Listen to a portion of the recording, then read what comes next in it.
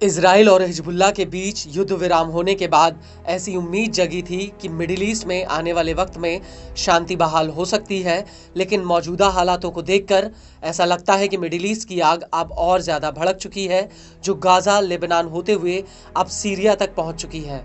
जी हाँ, हम बात कर रहे हैं सीरिया में छिड़े गृह युद्ध की, जिसकी वजह से मौजूदा राष्ट्रपति बशर अल असद की कुर्सी खतरे में है। दरअसल विद्रोही गुट के लड़ाकों ने सीरिया के अलेप्पो पर कब्जा कर लिया है और वो तेजी से दमिश्क की तरफ बढ़ रहे हैं। और इस पूरे विद्रोह के पीछे सीरिया के हयात तहरीर अल शाम यानी HTS संगठन का हाथ है।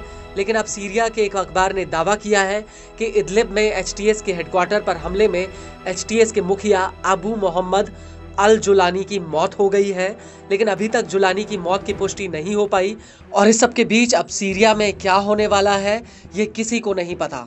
वो इसलिए क्योंकि यूक्रेन युद्ध की वजह से रूस ने अपनी सारी ताकत कीव को हराने में झोंक दी है और सीरिया में उसके नाम मात्र के सैन्य संसाधन बचे हुए हैं। वहीं दूसरी तरफ इजराइल ने ईरान के कई सैन्य कमांडरों को मार गिराया है, जिसकी वजह से उसकी हालत सीरिया में कुछ ज़्यादा अच्छी नहीं है। वहीं हिजबुल्लाह लेबनान युद्ध की वजह से सीरिया में काफ़ी कमज़ोर हो चुका है। वहीं दूसरी तरफ इजराइल और अमेरिका पूरे हालातों पर बेहद ही करीब से नज़र बनाए हुए हैं। लेकिन बड़ी बात यह है कि जिस गुट की वजह से सीरिया में विद्रोह की आग लगी है, वो HTS पहले अलकायदा से जुड़ा रहा और HTS के मुखिया जुलानी से अल असद की सरकार को सबसे बड़ा खतरा है। हालांकि इस लड़ाई के पीछे शिया और सुन्नी का पहलू भी हावी हो रहा है, क्योंकि जुलानी सुन्नी है तो राष्ट्रपति असद शिया मुस्लिम है और इसी वजह से शिया बहुल ईरान भी असद के साथ खुलकर खड़ा हुआ है। मौजूदा समय में HTS ने सीरिया के इदलिब, अलेप्पो और हमा के कई गांवों पर कब्जा कर लिया है। HTS का मुखिया और कमांडर अबू मोहम्मद अल जुलानी है।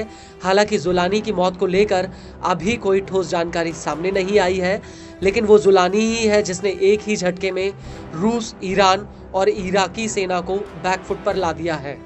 ऐसे में बड़ा सवाल उठता है कि आखिर जुलानी कौन है।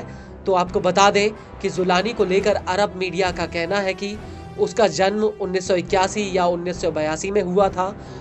वो इदलिब में पला बढ़ा और जब 2003 में अमेरिका ने इजराइल पर हमला किया तो वो मेडिकल की पढ़ाई बीच में ही छोड़कर अलकायदा के साथ जुड़ गया। जुलानी अलकायदा में अबू मुसाब अल जरकावी करीबी रहा और जब 2006 में जरकावी की हत्या हो गई तो वो लेबनान और इराक में छिप गया था। हालांकि इराक में उसे अमेरिकी सेना ने गिरफ्तार कर लिया था, लेकिन 2008 में उसे रिहा किया गया। रिहाई के बाद वो इराक के इस्लामिक स्टेट से जुड़ गया और 2011 में सीरिया में असद सरकार का विरोध के लिए वापस लौट आया। 2012 में उसने जबात अल नुसरा नाम का संगठन बनाया और असद सरकार के खिलाफ फिर से मोर्चा खोल दिया। आपको बता दें कि अल नुसरा ने लंबे वक्त तक इदलिब पर कंट्रोल रखा और 2006 में अल नुसरा ने अल कायदा से दूरी बना ली और फिर उसने 2017 में कुछ अन्य गुटों के साथ मिलकर हयात तहरीर अल शामी यानी HTS गुट बना लिया। और अब HTS के मुखिया अबू मोहम्मद अल जुलानी को लेकर अरब मीडिया का कहना है कि रूसी एयर स्ट्राइक में उसकी मौत हो गई है। रूसी मीडिया के मुताबिक 1 दिसंबर 2024 की सुबह रूसी एयरफोर्स ने सीरियाई सेना के समर्थन में विद्रोहियों के ऊपर हवाई हमले किए।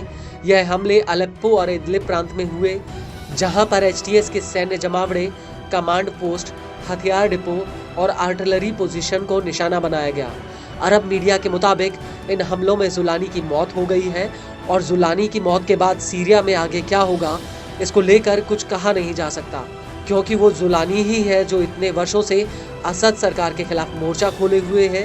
लेकिन बड़ी बात यह है कि अभी तक किसी ने भी जुलानी की मौत को लेकर कोई ठोस जानकारी नहीं दी है।